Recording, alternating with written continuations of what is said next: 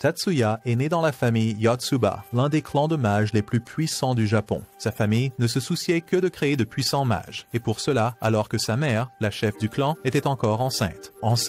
Elle a prié de tout son désir que Tatsuya devienne un mage surhumain. Sa naissance a été rapidement célébrée. Cependant, ils ont découvert qu'il ne pouvait pas utiliser la magie et l'ont transformé en paria, étant intimidé et ignoré par tout le monde. Peu importe combien il pleurait ou hurlait, personne ne prêtait attention à lui, pas même sa propre mère, la personne qui le désirait le plus. Pour cacher qu'il a été renié et garder une bonne image publique, sa mère lui a attribué le rôle de garde du corps de sa sœur. Depuis lors, Tetsuya n'a plus jamais pleuré, non pas parce qu'il ne le souhaitait pas, mais parce que toute la douleur et la souffrance lui ont fait perdre toutes ses émotions. Les trois arrivent à leur villa, où ils sont accueillis par Hanami, une des servantes de la famille. Les trois entrent à l'intérieur, pendant que le dur labeur de porter les bagages est laissé à Tatsuya. Miyuki décide d'aller se promener et demande à sa mère la permission. Sa mère lui dit de prendre Tatsuya avec elle, ce qui déplaît à Miyuki, mais accepte néanmoins. Miyuki part se promener pendant que Tetsuya garde une distance respectable derrière. Miyuki se lamente intérieurement sur le fait que Tatsuya soit son gardien alors qu'il est plus faible qu'elle, ce qui est inutile,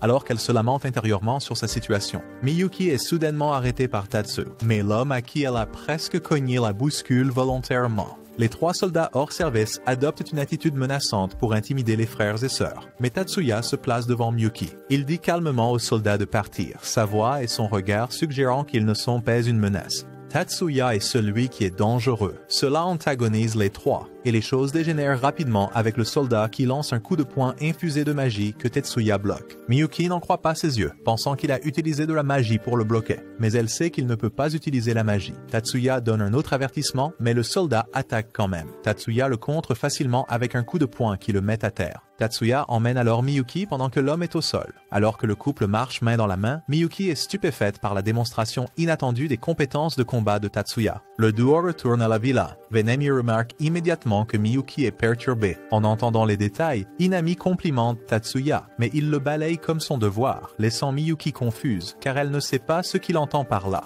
Mia le complimente pour connaître sa place. Mia ne se sent pas bien, donc Miyuki se rend à une fête pour saluer l'un des dirigeants de la branche de la famille à sa place. Miyuki est réticente à l'idée de partir, et Hanami lui donne des conseils pour cacher ses sentiments pour le bien de son image publique future, alors que les frères et sœurs se préparent à aller à la fête. Hanami déplore le sort de Tatsuya, alors qu'il n'y a aucune raison pour qu'il soit un garde du corps, alors qu'il n'est pas un mage artificiellement amélioré comme elle-même l'est. Miyuki arrive à la fête avec Tatsuga. Elle salue formellement Mitsugu, le chef de branche, qui la conduit ensuite à voir ses cousins, tandis que Tetsuya, en tant que son escorte, prend sa position près du mur. Mais ils se sont rapidement précipités vers Tetsuya après avoir remarqué lui. Alors qu'il parle aux enfants, Miyuki remarque un mince sourire sur le visage de Tatsuya. Elle commence à se sentir jalouse car elle ne l'a jamais vu lui sourire, malgré le fait qu'elle ne se soucie même pas de lui. Mitsugu vient rapidement au secours de Tatsuya face aux enfants excités, mais en réalité, il essaie juste de faire en sorte que les enfants l'évitent. Miyuki réfléchit à la situation interne de la famille et comment ils obligent tout le monde à garder leur distance avec Tatsuya.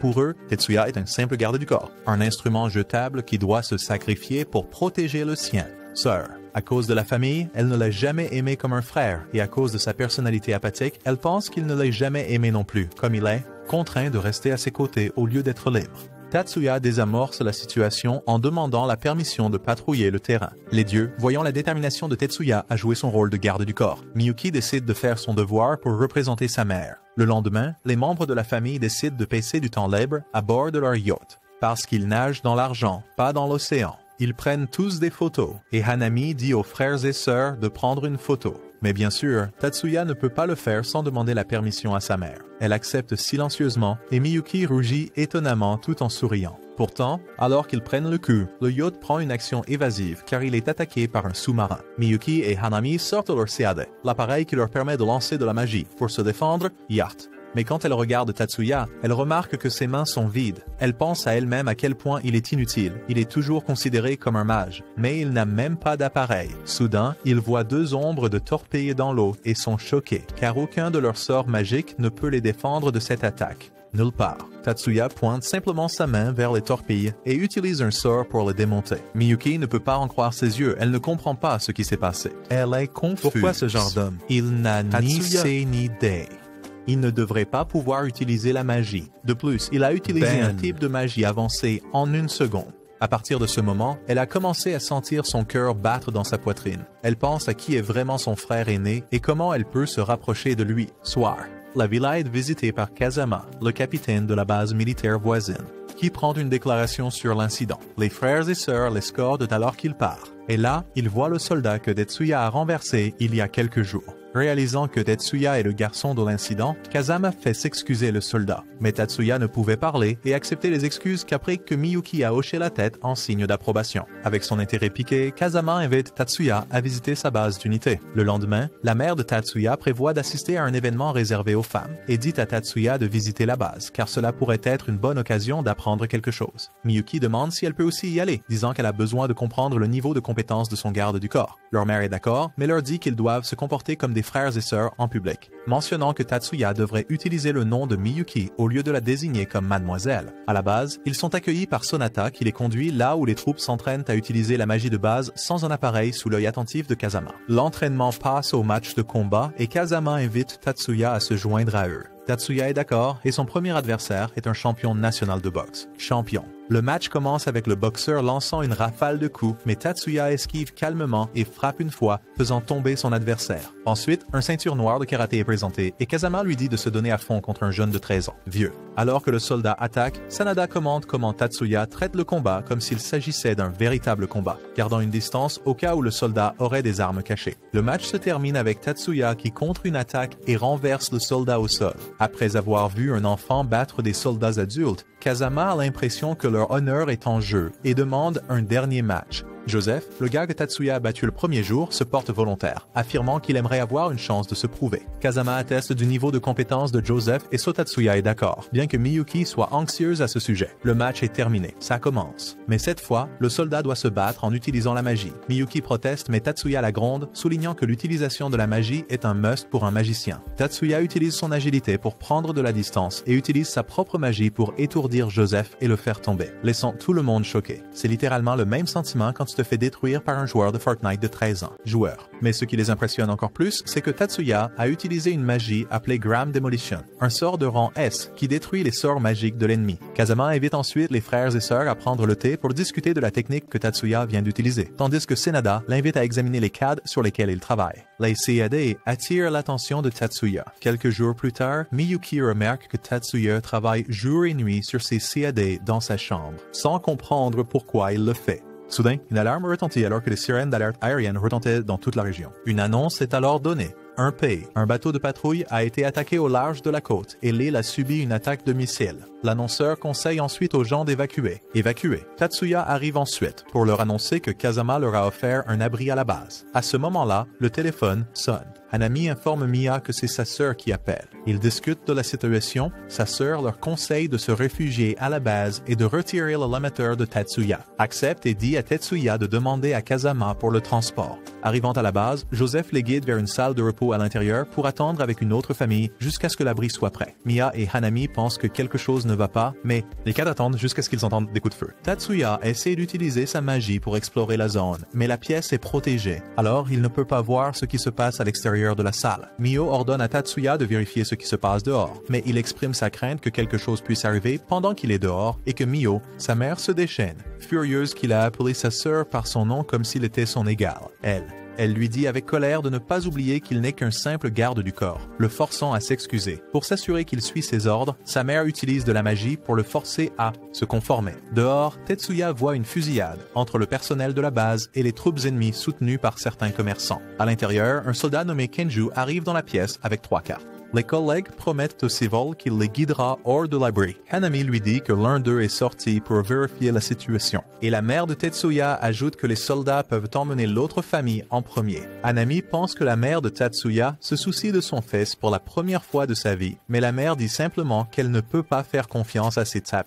Avant que quoi que ce soit d'autre puisse arriver, Joseph arrive et appelle Kinju qui ouvre le feu sans prévenir. Amani met en place une barrière pour défendre Miya et Miyuki, mais l'un des traîtres utilise un sort magique qui supprime la magie des autres, laissant tous les trois incapables d'agir. Joseph et Kinju se disputent au sujet de la trahison, et lorsque les mots de Joseph touchent un point sensible, le sort de suppression s'affaiblit suffisamment pour que Miyuki puisse agir, tuant celui qui supprime la magie de tout le monde. Cependant, cela met Kinju en colère, qui abat les trois Tatsuya arrive en faisant un trou dans les murs et utilise le chat sur lequel il travaillait pour désintégrer. Voyant Miyuki sans vie dans une mare de sang, Tatsuya se précipite et devient désespéré. Il appelle son nom tout en posant sa main sur sa poitrine. Mais elle ne répond pas. Elle est morte. Il crie désespérément. Il ne la laissera pas mourir.